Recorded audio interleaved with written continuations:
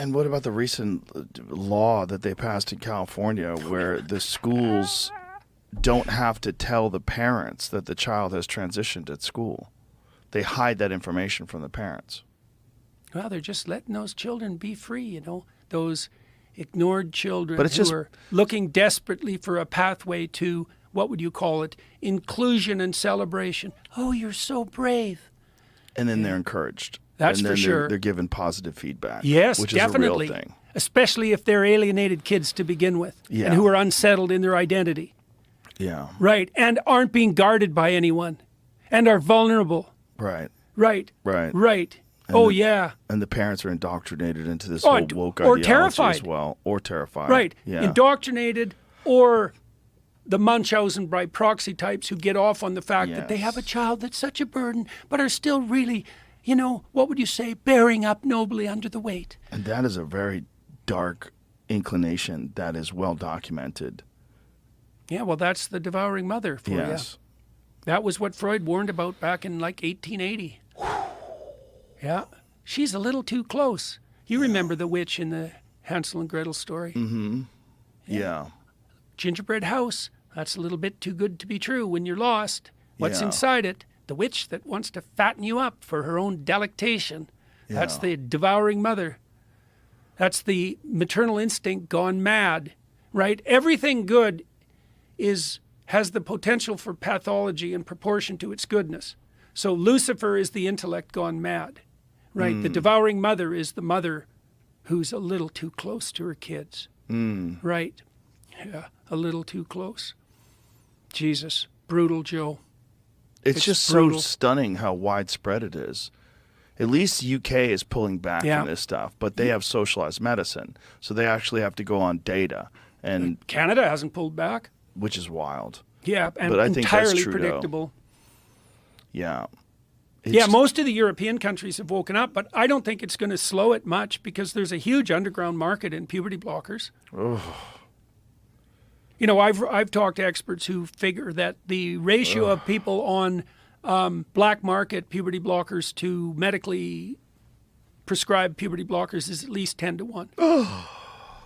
Oh, God. So they're just self-administering this stuff? Yeah, right. Oh, God. And it's essentially chemical castration drugs that they used to use on pedophiles. Yeah.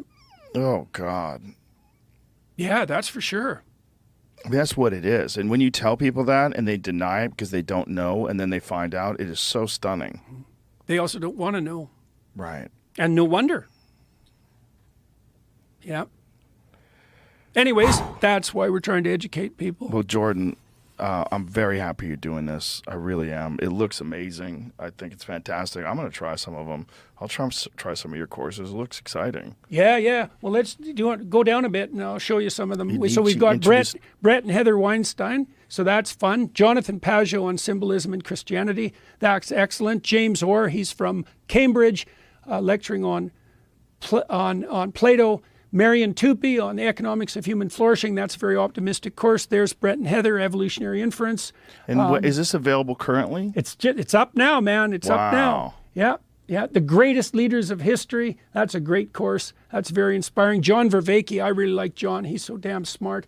The Boy Crisis with Warren Farrell. I did a course on Nietzsche on Beyond Good and Evil. Do you want to run that? That's a fun preview. Sure. Let's run that. We'll wrap it up with this. Okay. Books. I write in a single sentence what it takes other men a book to write, that it wasn't egotistical because it happened to be true. Beyond Good and Evil is a cardinal work, a prodroma to the entire intellectual and political history of the 20th century. Brilliant, romantic, insightful, deep, psyche-shattering, dancing bit of literary genius. He's had a remarkable impact on thought over the last 140 years. It's reasonable to say that he philosophized with a hammer because his thought is extraordinarily condensed. To read Nietzsche is daunting psychologically. He's like a motivational speaker. He's practical in a way that philosophers seldom are. Nietzschean philosophy is a call to arms. To familiarize yourself with him is to arm yourself against a sea of trouble. And since you will encounter a sea of troubles, you better pray that you're armed. And this is one way to do it. All right. How to philosophize with a hammer. Jordan, thank you very much, my friend. Hey, man, it's always a pleasure to see you, Joe. Yeah, it was very fun watching you on Kill Tony, too. Oh, thank you. Yeah, that was fun, and that was a good opportunity. You were great, too. I can't wait for that to come out, because it's fun. Well, thank you, sir. It's always a pleasure to be on your show. Always a pleasure to see you. Yeah. All right. Bye, everybody.